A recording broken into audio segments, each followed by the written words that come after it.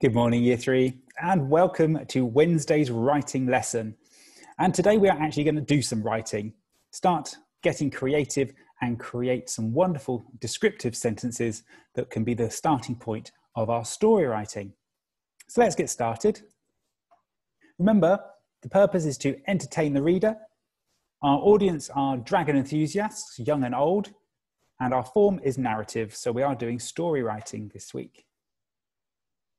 Today we are going to learn to write descriptive sentences which engage the reader.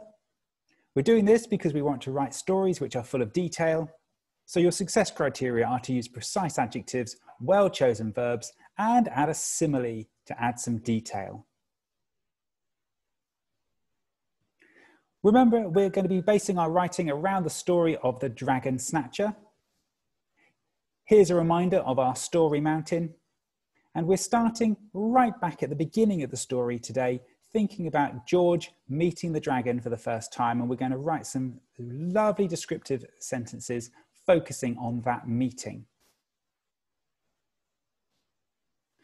Here was the beginning of the story. I'm going to read it to you briefly again.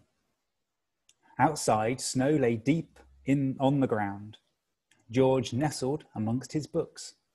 It was a night to be wrapped warmly in the pages of a story. As George was reading, he was disturbed by a commotion from the chicken house. So we're now going to be thinking about how we could write a simple description to describe what was going on outside. Here's the picture that we're going to be looking at, with George opening his window and seeing a dragon looking back at him. We're going to use a very set framework using a particular sequence that I would like you to follow to help you have successful descriptive sentence writing. So we start off here by picking a noun. That's the name of something that is in the scene.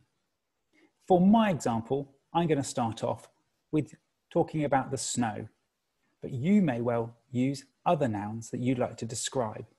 An obvious one, of course, would be the dragon, but I'm going to leave you to do that later.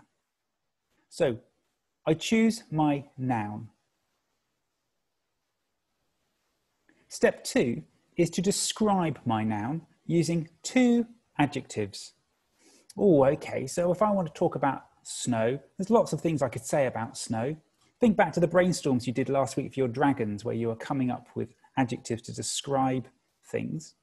We did a snow dragon, didn't we, last week? So we could borrow some of those ideas from there. I could talk about the colour of the snow. I could talk about the texture of the snow. Let's go with crisp, and I'm going to stick with, I think I'm going to stick with texture. I'm going to have crisp and crunchy. So let's add those words in here.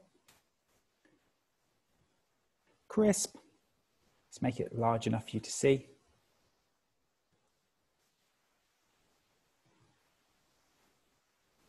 And let's have crunchy.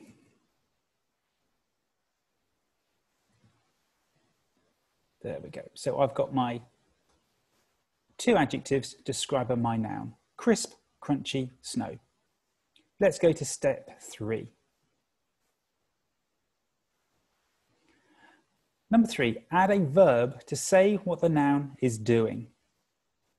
So I'm going to take my crisp, crunchy snow. Let me add those words in. And I'm going to say what that snow is doing.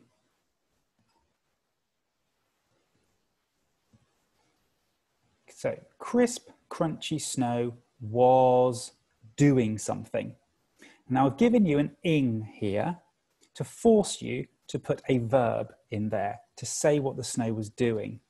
What I don't want you to do is add another adjective in here. So I don't want you to say crisp, crunchy snow was thick, for example. That wouldn't be using a verb. I want you to use a verb. So I'm making you use an ing. There are other forms of verbs that you could use, but for this lesson, let's stick with an ing word to make sure you're really secure on what we're doing about a verb. So crisp, crunchy snow was doing what? It's falling, it's lying, it's thickening, it's covering, It's blanketing. Covering, blanketing. Covering. I think I'm going to go with covering.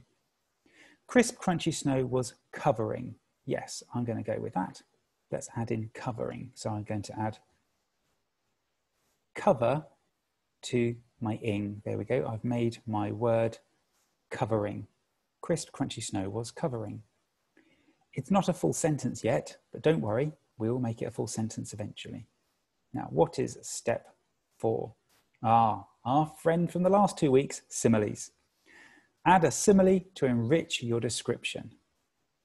So, my crisp, let's have the word crisp, and my crunchy snow was covering like a something. So I need to say that it was covering, the snow was covering up like something else. Now I mentioned blanket earlier, so maybe I could use that idea. Crisp, crunchy snow was covering like a blanket. Could do. It's a bit obvious though. When I look at the snow, I'm looking at it in the picture here. It reminds me a little bit of a Christmas cake that I had this year. So was covering like a Christmas cake. No, that's not. No, it was the icing on the Christmas cake that was doing the covering. So was covering like the icing on a Christmas cake. Now I need to describe that icing. I could say crunchy icing, but I've used crunchy already. I don't want to say crisp and crunchy again. Was covering like, the thick, sweet icing on a Christmas cake. That sounds good. Thick, comma, sweet icing on a Christmas cake. Let me just make that a little bit smaller. Got to get it to fit on my page. There we go. Let's just check my sentence now.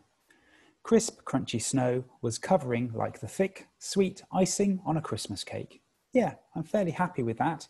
I've already put a little full stop at the end there for you. The final step is to make the sentence make sense, and I feel that there's something not right at the beginning of the sentence. I can't really start with crisp, crunchy snow was covering, so I just need to put in the word the. The crisp, crunchy snow was covering like the thick, sweet icing on a Christmas cake. So I just need to insert the word the at the beginning of my sentence. There we go. I'm going to check it now.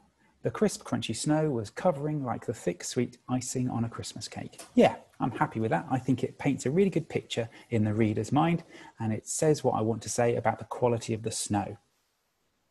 Wonderful. So that is the core task.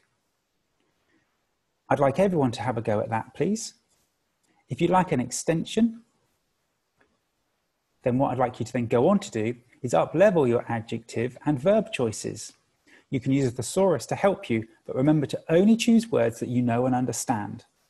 So you go back to your piece of writing and you might decide to actually, I'm going to use a thesaurus to find a better word than crisp. Or I'm going to use the thesaurus to find a better word than cover. Play around with it, have a go, use a purple pen or just any other coloured pen or pencil to do some editing and see if you can up-level.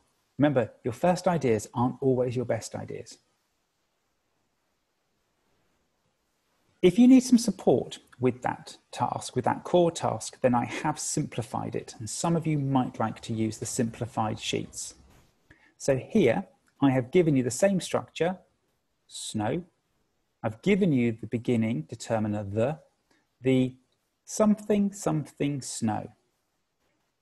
We need to choose 2 adjectives. Now I've given you an adjective word bank here. Cold, enormous, scaly, sleepy, young, curious, white, green, and soft. Choose 2 of those adjectives that you think would be well chosen to describe the snow. And then you're going to add a verb, was doing something. Here's your verb choices: falling, gazing, staring, drifting, watching, waiting. Choose a sensible one of those, or you can choose one of your own to describe what the snow was doing. So the simplified sheets give you a little bit more structure, but most of you can use the core and extension tasks for this.